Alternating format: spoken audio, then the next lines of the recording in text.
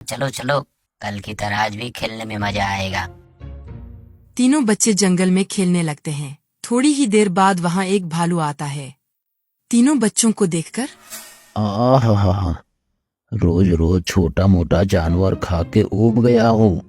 आज शेर के बच्चे का शिकार करूंगा। उसका मीठा मीठा गोश्त खाकर तो मजा आ जाएगा। तभी भालू शावक के नजदीक जाता है। तुम सबको खाकर तो आज मजा आएगा। तो बताओ बच्चों, बारी बारी से मरना चाहोगे या एक साथ तीनों को मार दूं? अबे भूतनी के बासी करेले, सवेरे सवेरे लगा के आ गया क्या? तेरे को पता भी है तू किससे बात कर रहा है? हम लोग का नाम सुनते ही तेरे बाप दादाओं की टट्टी निकल जाया करती थी, और तू अखरोट के टकले मेरा शिकार करेगा? चल फुट ले यहाँ से। बच्चों का इतना आत्मविश्वास देख भालू की पैंट गीली हो गई और भीगी बिल्ली की तरह चुपचाप वहाँ से निकल गया। भालू के जाने के बाद फिर बच्चे अपने खेल में मस्त हो गए। थोड़ी ही देर बाद उधर से भालू चीते को साथ लेकर आया। देखो चीता भाई, यही वो बच्चे हैं जिसने तुम्हारे छोटे भाई को मारने की धमकी दी है।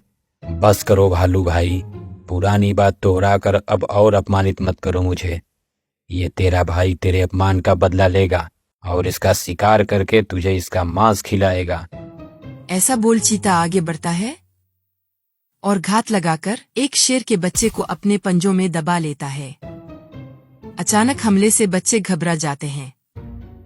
तभी अपने छोटे भाई को खतरे में देख दोनों एक साथ चीते पर टूट पड़ते हैं। हिरन अपने सींग को सामने करके तेज रफ्तार से चीते के पीछे एक जोरदार वार करता है। पीछे हमला होते ही चीता कुछ समझ नहीं पाया और दर्द से चिल्ला उठा। आनन फानन में बच्चे को छोड़कर चीता भागना शुरू किया। चीते को भागते देख भालू भी पत्ते झाड़ वहां से भागा। दोनों भागते ही जा रहे थे। भागते भागते उन्हें एक बाघ मिला। दोनों को ऐसे भागते देख बाघ बोला, अरे रुको रुको, तुम दोनों बिना सुर ताल के कहाँ भागे जा रहे हो? अरे क्या बताऊं बाघ काका, आगे के जंगल में 3 बहुत ही खूंखार बच्चे हैं।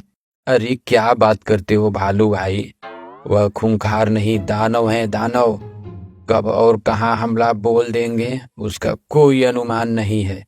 देखो मेरे पिछवाड़े पर वार करके कैसा लाल किया है। ऐसा घाव दिया है जो रोज सुबह सुबह उसकी याद दिलाने को मजबूर कर देगी। क्या बात करते हो, कायर हो तुम सब। किसकी मजाल जो छेड़े दिलेर को। चलो चल कर देखता हूँ कौन है वो जो तुम दोनों की यह दुर्दशा किया।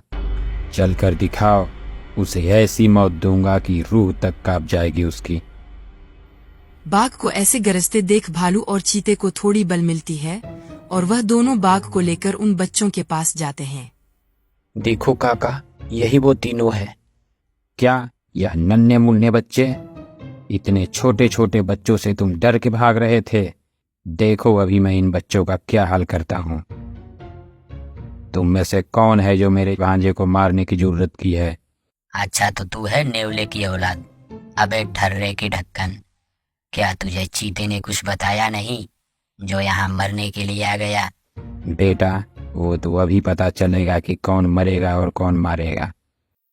इतना बोल बाघ ने एक लंबी छलांग लगाई। बाघ का हमला देख बच्चों ने फुर्ती दिखाते हुए अपना बचाव किया और बाघ को जमीन पर गिरते ही तीनों ने उसकी पूंछ पकड़ ली और जोरदार खींचना चालू किया। मौका देखकर हिरन ने अपना सिंग पूंछ के नीचे लगाकर एक जोरदार हमला किया। हमले होते ही बाघ चिल्ला उठा और भागना शुरू किया, परंतु पूंछ पकड़े होने से वह भाग नहीं पा रहा था।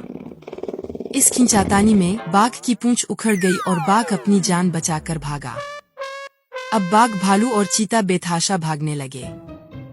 भागते भागते बहुत दूर निकलकर तीनों वहां रुके और बाघ बोला, अरे भांजे, तुमने उसे ठीक से पहचाना नहीं। वो सिर्फ पीछे से हमला नहीं करता, वो इज्जत और प्रतिष्ठा पर हमला करता है। भगवान ने इज्जत ढकने के लिए एक ही पूंछ दिया था, वह भी उन सब ने उखाड़ लिया। अब मैं अपने बिरादरी में क्या चेहरा दिखाऊंगा। उन दिनों से बाघ